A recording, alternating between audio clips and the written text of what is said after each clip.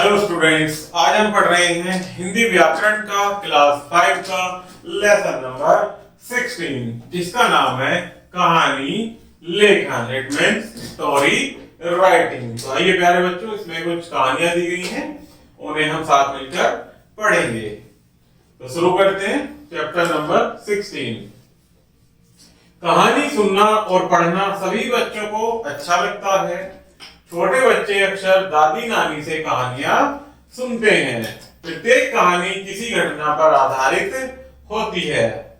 यहाँ प्रस्तुत कहानियां आपका मनोरंजन भी करेंगी और अच्छी शिक्षा भी देंगी। तो कैसी होती है प्यारे बच्चों कहानियां?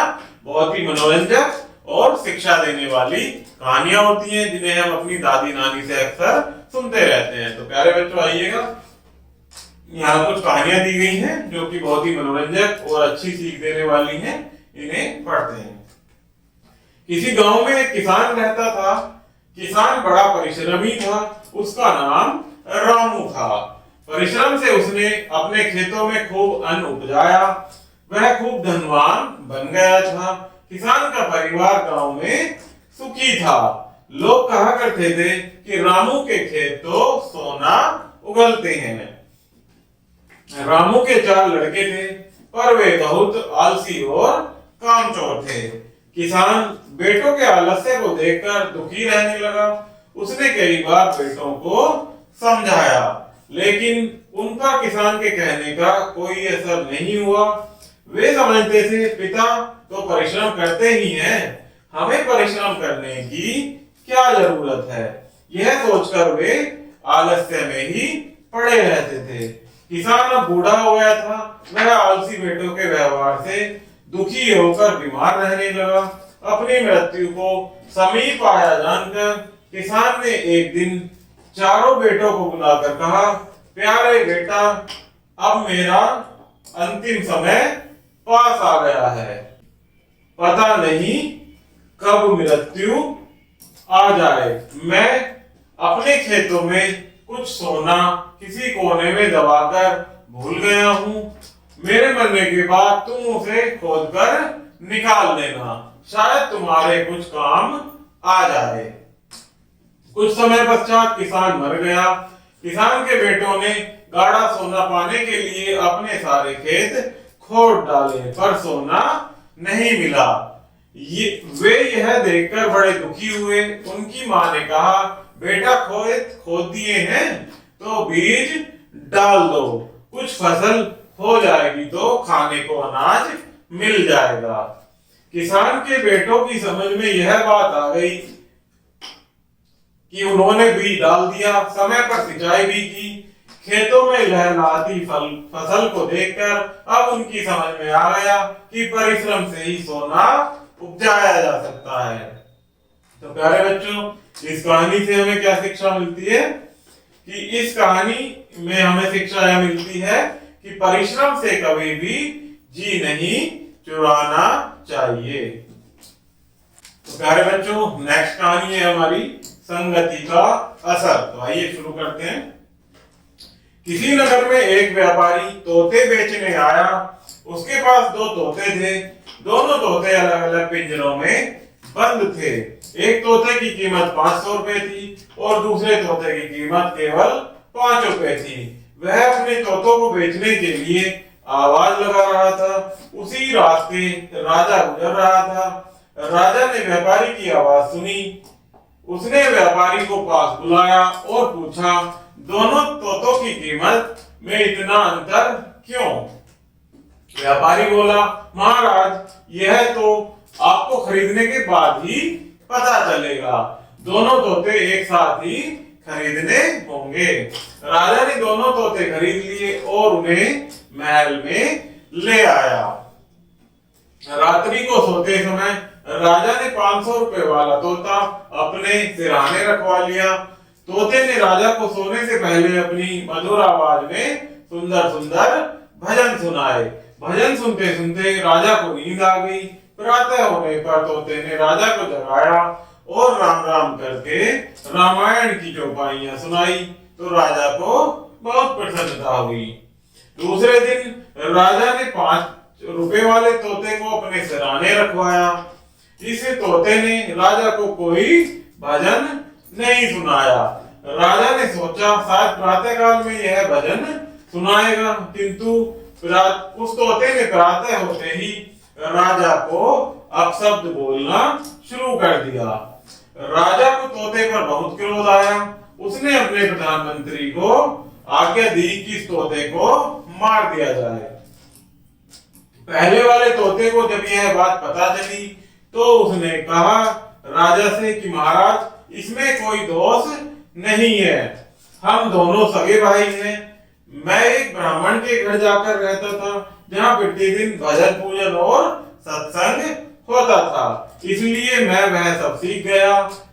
यह एक शराबी के घर में रहता था, वह प्रतिदिन घर में शराब पी कर आता था और अपनी पत्नी तथा बच्चों को अपशब्द बोलता था, इसलिए यह अपशब्द बोलना सीख गया।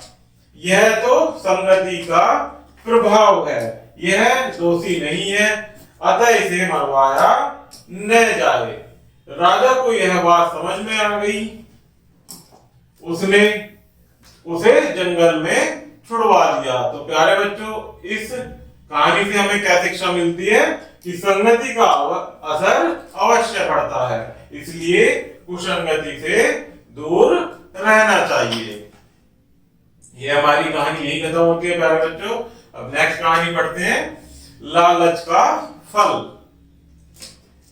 किसी गांव में एक निर्धन बुढ़िया रहती थी।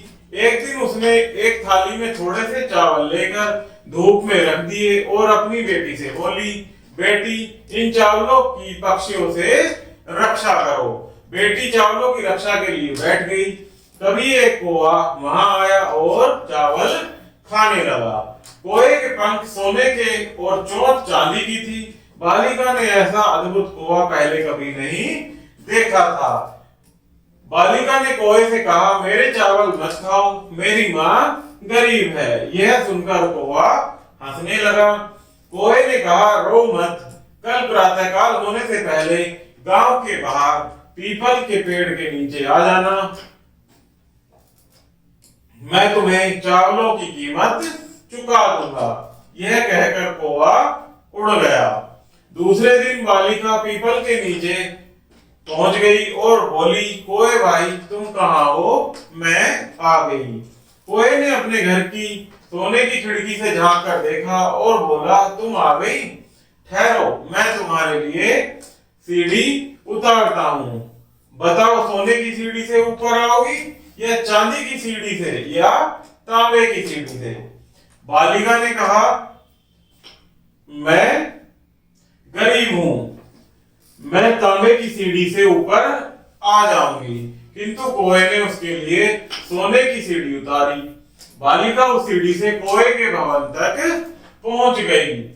कौवे ने उससे पूछा, बताओ, सोने की थाली में भोजन करोगी या चांदी की थाली में या तांबे की थाली में? बालिका ने कहा, मैं गरीब हूं, मैं तांबे की थाली में ही भोजन करूंगी। कौवे ने उसे सोने की थाली में भोजन करवाया। बालिका ने इतना स्वादिष्ट भोजन पहले कभी नहीं खाया था। फिर कौवा बोला, बालिका, मैं चाहता हूं कि तुम हमेशा यहीं रहो, किंतु तुम्हारी माँ अकेली है, इसलिए तुम शीघ्र ही जाओ। बालिका घर जाने के लिए तैयार हो गई। तभी कौवे ने 3 संदूक उतारे और कहा, अपनी इच्छा से एक संदूक ले लो। बालिका ने सबसे छोटा संदूक ले लिया और घर आ गई। घर आकर जब उसने संदूक खोला तो उसमें हीरे मोती देखकर हैरान रह गई। यह बात उसी गांव में रहने वाली दूसरी लालची बालिका को पता लगी। लालची बालिका ने वही सब किया जो निर्धन बालिका ने किया था। उसने भी थाली में चावल रखकर धूप में सुखाए। जब कौवा उन्हें खाने आया तो वह बोली, दुष्ट कौवे, मुझे चावलों का मूल्य दो। कौवे ने उसे भी प्रातः से पहले गांव के बाहर पीपल के पेड़ के नीचे आने को कहा। लालची बालिका जब वहां पहुंची तो कौवे ने उससे भी वैसे ही सवाल किए। बताओ कि सीढ़ी से ऊपर आओगी सोने की या चांदी की या तांबे की सीढ़ी से। लालची बालिका ने कहा मैं सोने की सीढ़ी से ऊपर आऊंगी, किंतु कोए ने उसके तांबे की सीढ़ी उतारी। जब बालिका ऊपर पहुंच गई तो कोए ने उससे पूछा तुम सोने की थाली में भोजन करोगी या चांदी की थाली में या तांबे की थाली में। लालची बालिका ने कहा मैं सोने की थाली में भोजन करूंगी, किंतु कोए ने उसे तांबे की थाली में भोजन कराया। फिर कोए ने उसे भी घर जाने को कहा और 3 संदूक उतारकर उनमें से एक संदूक लेने को कहा। लालची बालिका ने सबसे बड़ा संदूक ले लिया और वह घर आ गई। जब घर आकर उसने संदूक खोला तो संदूक में एक बड़ा काला सांप था। अब लालची बालिका को अपनी गलती का एहसास हो गया। उसने कभी भी लालच न करने का निश्चय किया। तो प्यारे बच्चों, इस कहानी से हमें क्या शिक्षा मिलती है कि हमें कभी भी लालच नहीं करना चाहिए। तो आशा करता हूँ प्यारे बच्चों ये कहानी आपको जरूर पसंद आई होगी। तो इसी कहानी के साथ हमारा ये कहानी का लेसन भी समाप्त होता है। वीडियो पसंद आई हो तो चैनल को लाइक एंड सब्सक्राइब जरूर कीजिएगा। धन्यवाद।